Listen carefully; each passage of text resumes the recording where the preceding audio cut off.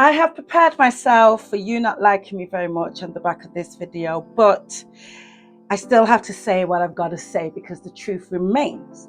Now, if you are somebody who has experienced infidelity in your marriage and you guys have decided that you want to stay and make it work, then absolutely this video is for you. Hey, my name is Adaeze Chiwoko. I am a marriage success coach and I help couples radically transform their marriage, rebuild trust, restore intimacy, and create the marriage they've always desired, even after an affair.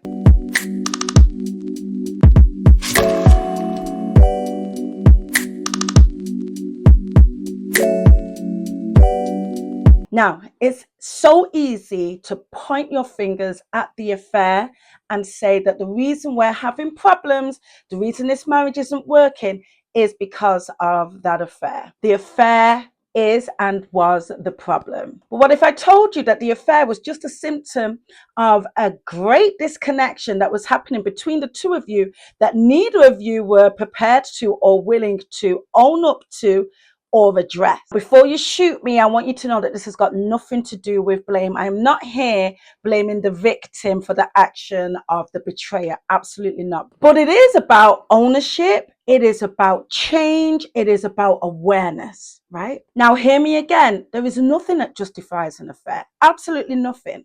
The decision to go ahead and cheat on your partner is just that. It is a decision, right? You got to that door and you decided to open it. And it's got nothing to do with anybody else. It was absolutely one person's choice. However, if we have decided that we are going to go ahead and stay in this marriage, we're going to move forward, then we have to look at what got us on the road, what allowed us to be even on the path of considering being open to an affair.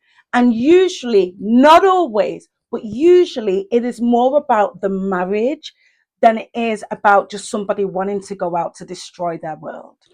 Now, like I said, affairs are the decision of one person. And how I like to describe it is that somebody can be on the path of temptation, like literally see it as a road. And there are things that put us on that path. And those things are generally having unmet needs. They are a feeling of disconnection. There are a feeling of not being appreciated or seen. They are feelings of being taken for granted. There are also really deep things that recognize that all humans have a psychological need of feeling like they belong, being accepted.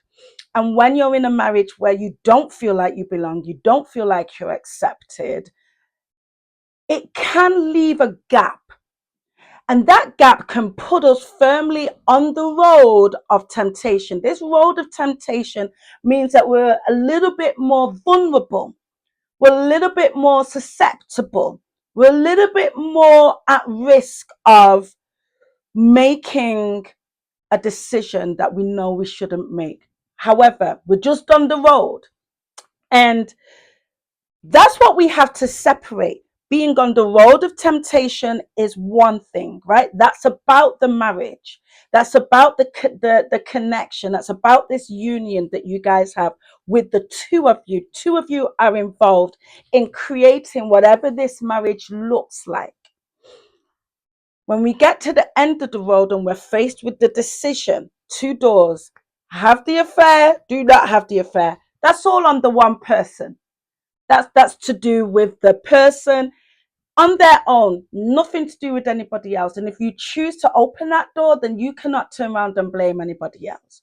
However, we can't move forward in this marriage without recognizing and being able to eventually have a very open discussion about what placed us on the road. What gaps were left in our marriage that put one of us in a position where we were feeling that little bit more susceptible to making the worst decision that we could have ever made.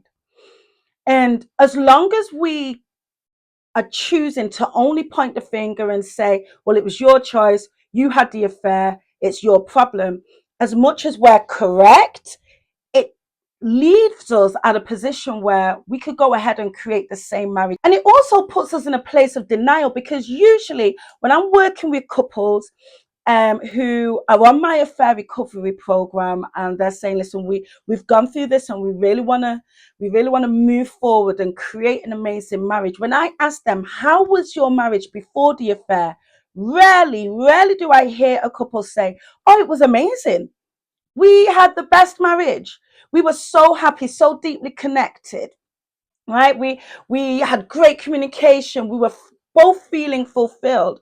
Rarely do I hear that. Rarely is it a complete shock. Most of the times I hear our marriage was going downhill. Things weren't the same between us. We were having real difficulties in communication.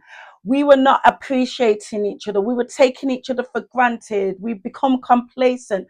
Things were not going right in our marriage. More times out of 10, not always, but more times out of 10, that is what I will hear. Again, we're not going to use that to diminish the fact that this person made a grown adult decision. However, it is okay for us to say, maybe there are things that we need to look at within our marriage to protect it, to ensure that we are both feeling fulfilled within this marriage. So this is not about affair prevention. And I have a lot of people come to me and ask me that, how can I affair proof my marriage? How can we prevent an affair happening? And I really struggle with that, because if a person wants to have an affair, they're going to have an affair. And actually, I feel like it's the wrong focus, right? We shouldn't be spending our times in our marriage focused on how can we stop each other from stepping out. There should be an internal decision that says, I am not going to make this choice. I'm not going to go against the commitment that I made. However, this is about protecting each other. This is about protecting the union. This is about protecting the marriage, to stop us from being on the road of temptation. And most people, a lot of people have been on that road. And I think that's what we want to focus on. How can we prevent our marriage from having such wide gaps that it leaves one of us out in the wind? It leaves one of us weak. It leaves one of us vulnerable.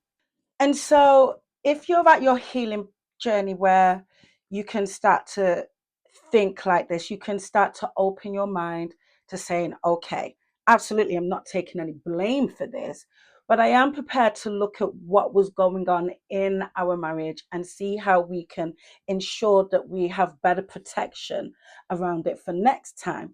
Then there's sort of a change in mindset that I want you to have. So instead of the betrayer saying things like, well, you made me cheat, which isn't the truth, what I'd rather you start to say, and how I'd rather you see it, is this was a dark path or a dark door that I opened, and I take ownership for that. But I'm ready to see and work on where we were unprotected, or where we left this marriage unprotected.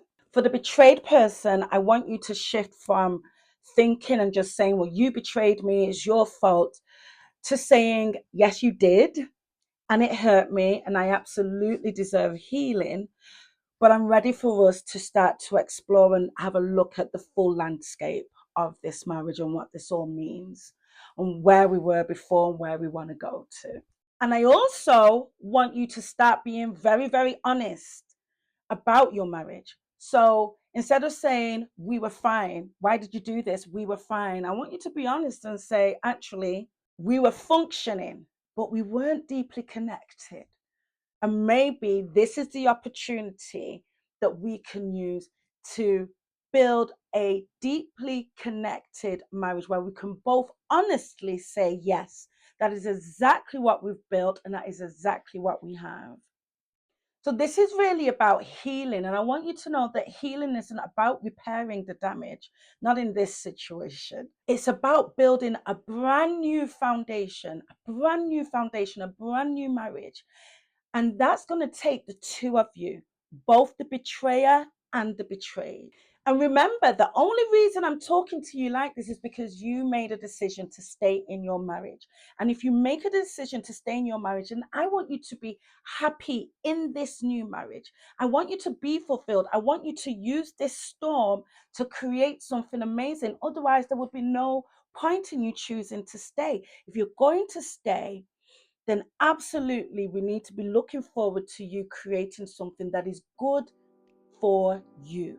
Now, I want you to be honest. Let me know in the comments, when you look back, what issues were sort of simmering in the background that you didn't really address and you didn't look at before the affair happened. Again, we're not blaming those things, but this has given us an opportunity to look at them, right? What was there? What was there?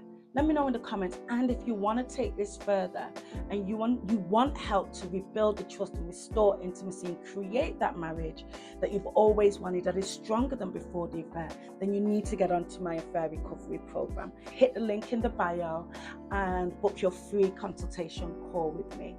In the meantime, if you're loving this content and it's really helping you, then subscribe to this channel and hit the notification bell so that you know whenever I've dropped a new video. I'll see you soon.